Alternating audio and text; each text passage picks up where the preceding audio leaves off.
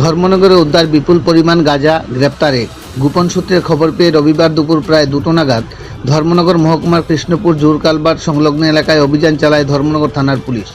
Police সূত্রে জানা যায়, ওই এলাকার বাসিন্দা সুধাময় পালের বাড়িতে তল্লাশি চালিয়ে উদ্ধার হয় 33 কেজি 500 গ্রাম শুকনো গাঁজা। উদ্ধার হওয়া গাঁজার আনুমানিক বাজার মূল্য প্রায় 4 লক্ষাধিক টাকা। ঘটনায় অভিযুক্ত সুধাময় পালকে ঘটনাস্থল থেকে গ্রেপ্তার করে থানায় নিয়ে যাওয়া হয়েছে। পুলিশ জানিয়েছে, এই মাদক চক্রের পেছনে আরও কারা কারা জড়িয়ে আছে তা খতিয়ে দেখছে পুলিশ। উক্ত ঘটনায় মামলা রুজু করে তদন্ত শুরু হয়েছে। ধর্মনগর থেকে নিজস্ব প্রতিনিধি রিপোর্ট, শ্যামলী ত্রিপুরা। আজকে আমরা দুপুর 2টার সময় আমরা একটা গোপন সূত্র খবর পাই যে জোরকালবাট কৃষ্ণপুর ওইখানে সুধাময় পালের বাড়িতে গাঞ্জা জাতীয় কিছু মাদকদ্রব্য রাখা আছে। সেই মোতাবেক আমরা ওনার বাড়িতে আসি এবং সাথে সাথে আমরা এখানে যারা লোকাল উইটনেস ছিল তাদেরকে আমরা নিয়ে আসি এবং ব্যাপারটা আমরা এসডিপিকে জানাই এবং এফএসএল টিম সহ আমরা ঘটনাস্থলে আসি।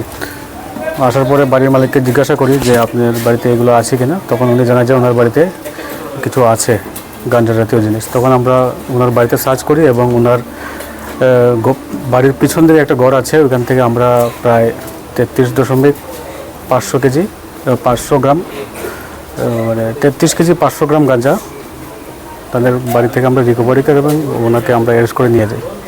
স্যার এইগুলো কালোবাজারের মূল্য কত? কালোবাজারের মূল্য এগুলার এখনকার মানে অনুমান প্রায় 4 লাখ টাকার মতো হবে। যাকে আটক করা হয়েছে তার নামটা? সুধাময় পাল।